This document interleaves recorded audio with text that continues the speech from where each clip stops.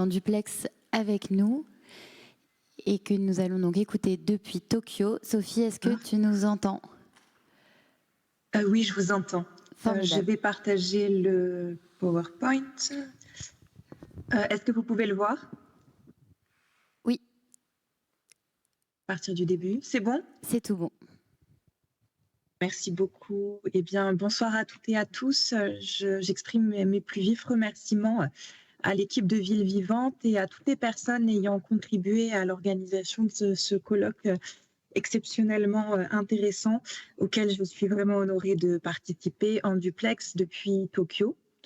Et donc, sur la photo à gauche, c'est là où je réside quand je suis au Japon, au sud-ouest de la ville de Tokyo, dans le quartier de Nakameguro, et là, c'est près de la gare. Donc, sa structure est très typique de ce dont le professeur Almazan vous a parlé ce matin.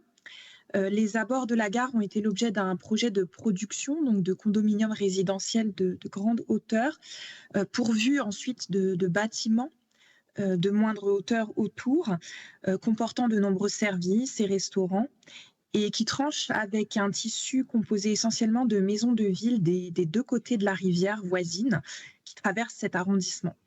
Les rues commerçantes très vivantes adjacentes sont coordonnées par une association de marchands qui ont par exemple organisé il y a quelques jours une fête pour le Nouvel An avec passage d'un cortège déguisé en dragon chinois. Cela donne au tout un esprit villageois qui en fait une des parties les plus prisées de Tokyo.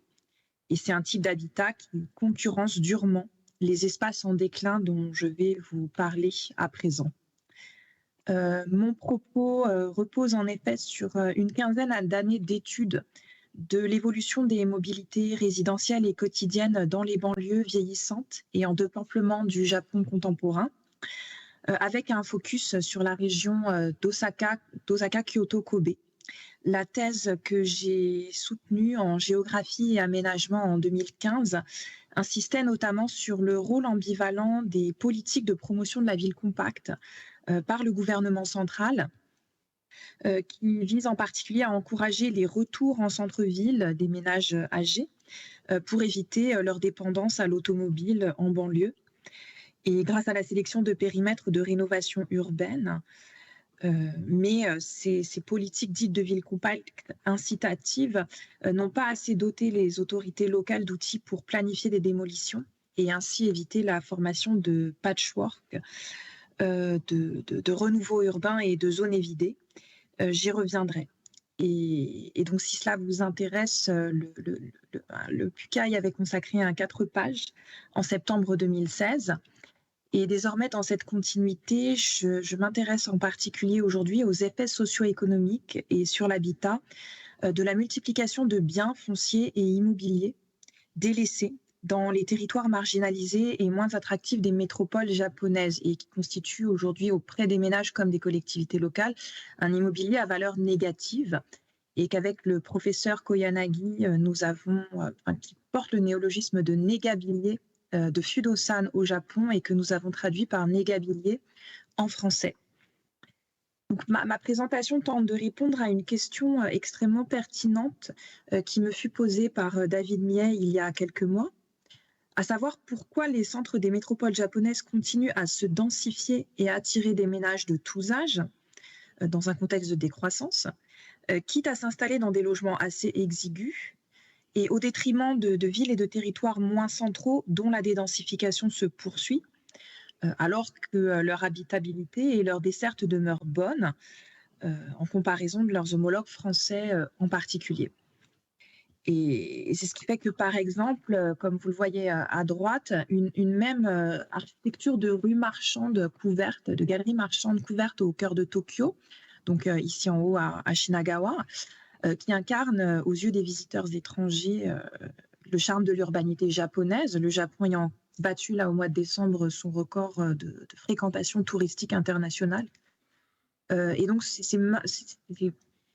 ce symbole de l'urbanité japonaise concentre à l'inverse toutes les marques de la fermeture des commerces et services de détail dans une banlieue vieillissante et en déclin, comme celle à l'est de la ville d'Osaka, dont vous voyez une photo en bas à droite.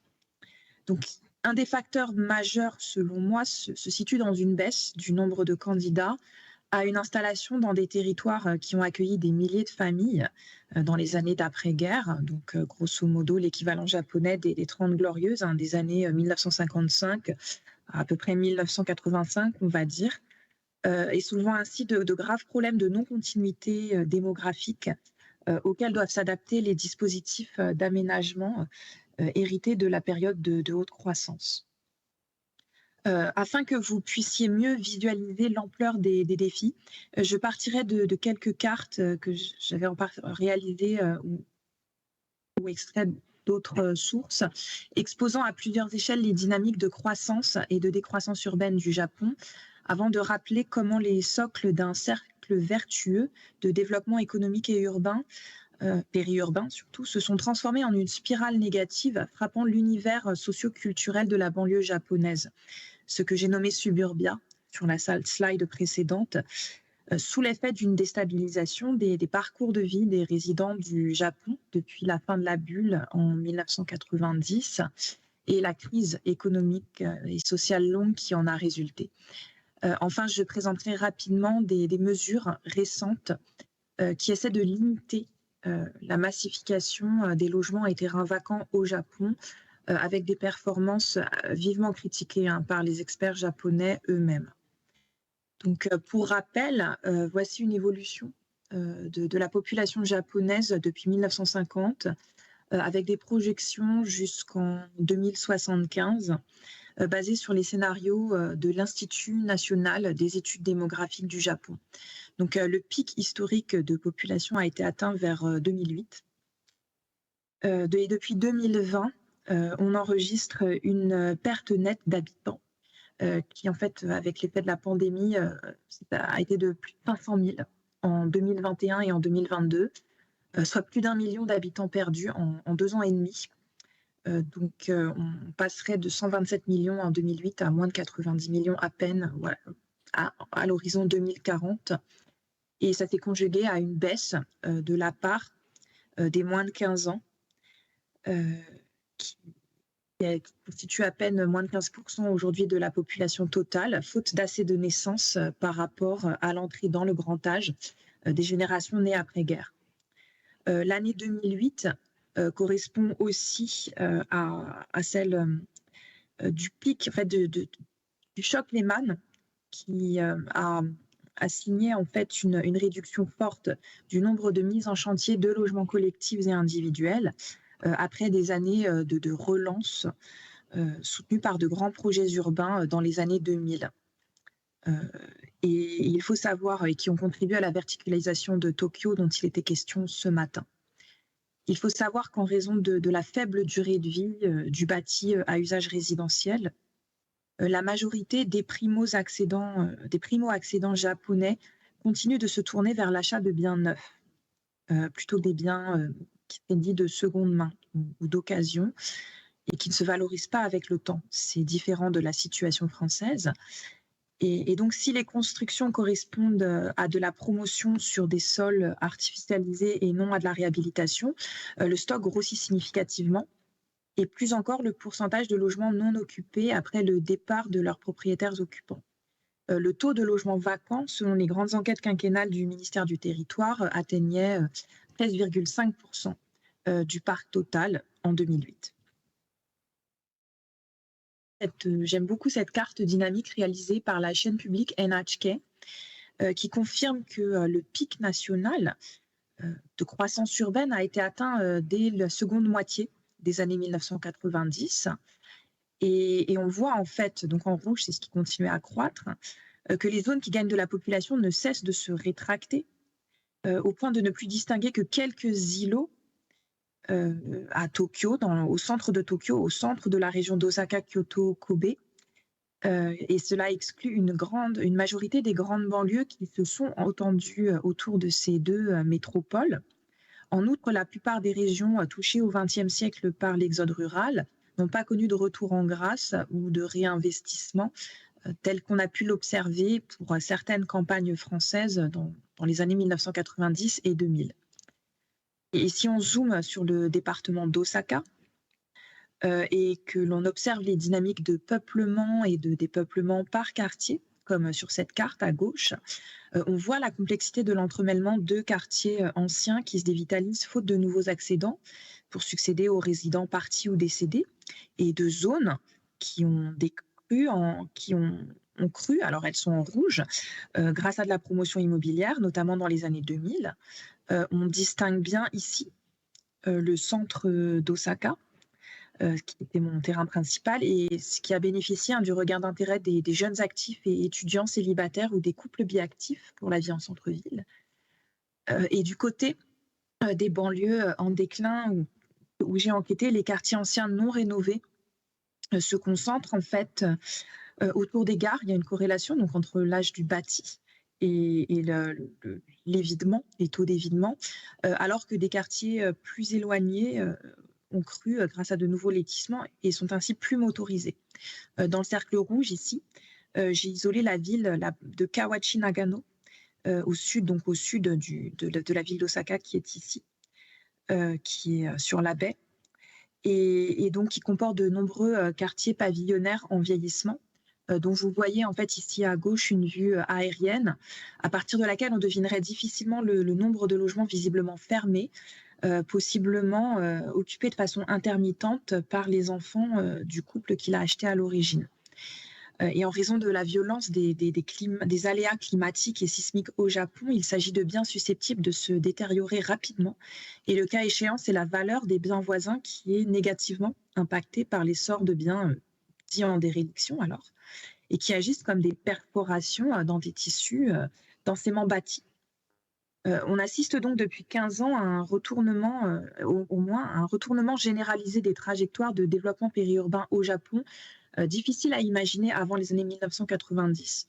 Il existe de nombreuses études en français, celle de Natacha Aveline au premier chef, qui ont mis en exergue le rôle historique des opérateurs ferroviaires privés généralistes dans la construction d'univers périurbains organiques qu'ils aiment à représenter par des cartes, des sortes de cartes mentales. Et on voit en fait qu'ils savaient concevoir le long de leur ligne des univers très bien conçus pour l'accueil de salariés avec leurs familles au cours du XXe siècle. Ces compagnies, dans la région d'Osaka comme Tokyo d'ailleurs, ont très tôt déployé des stratégies donc, de captation foncière et intelligemment accueilli des équipements scolaires, médicaux, sociaux, commerciaux, de loisirs, répondant à tous les besoins des familles. Or, ces complémentarités le long de réseaux ferroviaires multimodaux se fragilisent en premier lieu avec une précarisation du marché de l'emploi, une stagnation des salaires, peu de réformes du temps de travail et une hausse des coûts de l'éducation. Donc, il en résulte qu'un nombre décroissant de jeunes adultes à partir des années 2000 est ainsi en mesure de suivre le parcours de leurs parents, où un salarié avec une carrière stable se mariait, achetait un bien, où il élevait ses enfants avec son épouse, qui généralement ne travaillait pas après la naissance des enfants. Il est ainsi apparu que les communes périurbaines de Tokyo et d'Osaka ont beaucoup de mal à attirer de nouveaux arrivants qui sortent de ce type de parcours classique. Et comme leur économie locale est très résidentielle, le marché local d'emploi est très axé sur le secteur du care.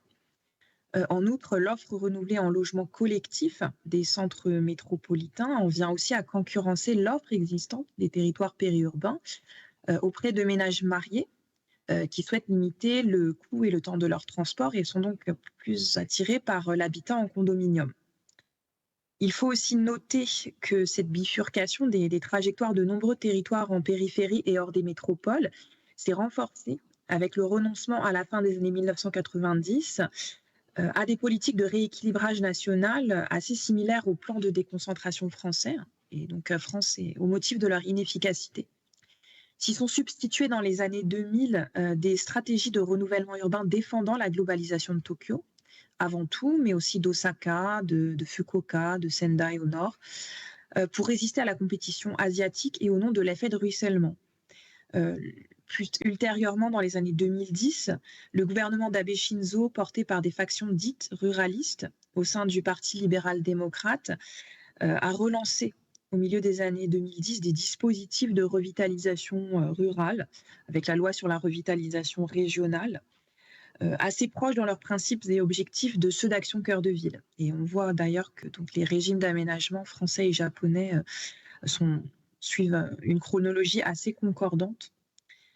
Il consiste à redéployer au niveau des régions non métropolitaines, et notamment de grandes villes intermédiaires comme Toyama, en fait, des logiques de villes compactes, donc de soutien au rapprochement autour de nœuds ferroviaires multimodaux, des habitants et des ressources restantes d'une agglomération de taille moyenne à grande, petite en déclin. Et donc, c'est en fait ce rapprochement volontaire qui, sans en fait interdire l'artificialisation, va pousser à des formes d'abandon à distance est censé pousser à l'abandon de l'artificialisation à distance de ces centres. Mais cet idéal de décroissance planifiée par anti-étalement se heurte néanmoins à l'immobilité de propriétaires captifs, de marchés immobiliers dévalorisés par une hausse considérable de la vacance. Des taux supérieurs à 15 ou 20% à 20 km d'Osaka ou à 30 km de Tokyo. Donc, comme on voit cette carte, plus c'est bleu, plus le taux de vacances est élevé. Ne sont désormais plus très rares et ça peut osciller du simple au double à l'échelle inframunicipale. Et malheureusement, sur ce point, donc, vous voyez beaucoup de zones en gris. La cartographie de ces dynamiques au Japon est assez restreinte par l'absence de données publiques ou même payantes harmonisées, et on n'a pas du tout le niveau d'information et de granularité des iris, par exemple.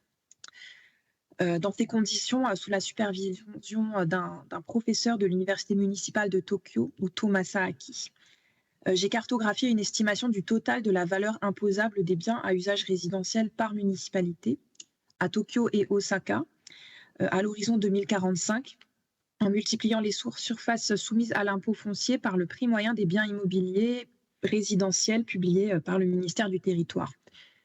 Il en est ressorti qu'à l'horizon 2045, la poursuite de la dépopulation et donc le manque de demande en logement par rapport à l'offre pourrait faire diminuer de 30 à 70% la valeur actuelle des patrimoines immobiliers situés dans une majorité de municipalités entourant Tokyo et Osaka, pesant ainsi sur leurs recettes fiscales autant que sur les budgets des ménages. Et ce qui est intéressant, c'est que les marchés qui vont perdre le moins en pourcentage, mais pas en valeur, hors des zones métropolitaines, donc ici on a Osaka, ici on a Kyoto, ici on a Kobe, ici on a le cœur de Tokyo, c'était des marchés qui, pendant la bulle, étaient pratiquement inabordables. Donc en fait, les ménages restants profitent de la baisse, en fait, de la déflation, pour en fait finalement se tourner vers les marchés qui étaient les moins abordables sous la bulle. Et donc la paupérisation prévisible des propriétaires de biens situés hors des derniers bastions de peuplement métropolitain est une des conséquences macroéconomiques les plus inquiétantes de la géographie de la décroissance urbaine au Japon. Selon une enquête de 2014 sur la consommation des ménages, le foncier représentait 46 à 51% des actifs détenus par les plus de 60 ans. Et ces plus de 60-65 ans alors ici c'est des chiffres Japon, ici des chiffres France, donc ils sont à 79% propriétaires de leur résidence principale, et à l'instar des ménages français de leur âge, ils désirent vieillir le plus longtemps possible chez eux. Or, leur arrivée au très grand âge et leur décès dans les espaces périurbains où ils se sont installés dans les années 1960 à 90 laissent augurer une augmentation continue dans ces territoires du nombre de logements que leurs descendants ou ayants droit ont peu de chances de réoccuper, réinvestir, revendre ou relouer, faute de demande. Donc ce désintérêt conséquent des héritiers pour les biens fonciers et immobiliers susceptibles de coûter plus cher en taxes, en frais de rénovation, en assurance, que la rente qu'on pourrait en tirer, a joué un rôle important dans l'essor de biens dits de propriétaires inconnus ou mal identifiés. Jusqu'à une date très récente, l'enregistrement d'une transmission familiale auprès des mairies était facultative, de sorte qu'un nombre croissant de descendants ne se sont pas manifestés. Et comme le droit de la propriété au Japon est puissant, les municipalités concernées manquaient de moyens pour préempter des biens en voie de détérioration et nuisant au voisinage. Et sur le tableau en bas, vous voyez en fait, c'est le pourcentage de parcelles, et donc d'assez petite taille, le parcellaire étant fragmenté dans les villes japonaises. Donc dans les plus petites villes et zones rurales, les biens qui n'ont pas été enregistrés, dont le dernier enregistrement remonte à plus de 50 ans, sont à 27% pratiquement.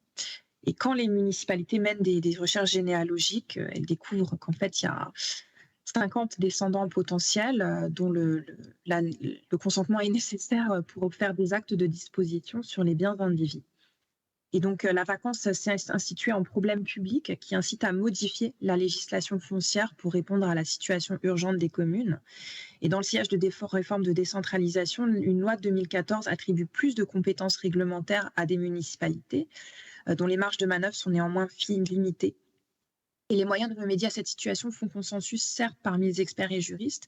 Il s'agit de plus exclure les successions à une obligation de publicité foncière, créer des structures intermédiaires, notamment ce qu'on appelle des banques de maisons vides, atténuer le caractère inviolable du droit de la propriété en s'attaquant aux propriétaires non coopératifs, mais en faisant appel à leur responsabilisation. Les réformes, d'un côté, confèrent plus d'autorité aux gouvernements locaux, de l'autre, elles s'apparentent aussi à un urbanisme de l'austérité peu juste, qui reporte les frais du recyclage vers des individus qui ont été les plus lésés par la dévalorisation immobilière et foncière de l'après-bulle. Donc, en fait, ici, c'est un schéma, un classique de banque de maisons vides. On essaie de mettre en relation, un peu comme la plateforme Zéro Logement Vacant, des acquéreurs potentiels avec des propriétaires qui se manifestent. Et à côté, en fait, des plateformes municipales, on a aussi des centaines désormais de plateformes communautaires tenues par des ONG, des agences, ce qui crée aussi une certaine opacité institutionnelle auprès des étrangers qui, en fait, sont les plus intéressés pour des raisons touristiques, pour des raisons du fait de la faible valeur du yen. Et donc, en fonction de ce que les collectivités espèrent, certaines proposent un service simple ou gèrent en fait la revente, la tentative de revente de maisons vides au sein de sites internet sophistiqués qui inscrivent le listing des biens dans une politique d'incitation à la migration rurale. Et ça marche plutôt pour des communes qui vont plutôt mettre en valeur leur paysage assez authentique, enfin, qui dénote une certaine authenticité. Donc, en conclusion, excusez-moi, donc les cœurs des métropoles sont les derniers à se dépeupler, je dirais, au Japon, parce que par contraste, les espaces périphériques touchés par la dévitalisation souffrent de triple vieillissement. Des habitants, des tissus urbains, mais aussi des mondes professionnels, des élus, des personnels techniques qui prennent de l'âge et qui peinent ainsi à entretenir une offre en aménité adaptée à une population diversifiée et notamment à des jeunes qui ne sont pas mariés. Et si l'effort relatif du télétravail favorise la multilocalité, les migrations durables vers des espaces distants des centres sont limitées par le coût des matières premières, pour les transports, l'industrie, par la difficulté à envisager des investissements garantissant une protection individuelle sur le long terme. Et enfin, la médiatisation des initiatives d'aide à la revitalisation rurale cible d'abord des territoires à fort potentiel d'agrotourisme, que ne sont pas aujourd'hui les périurbains japonais. Donc, on a de plus en plus de territoires coincés entre la Global City et la Global Country. Et donc, je vous remercie de votre attention. Et voilà.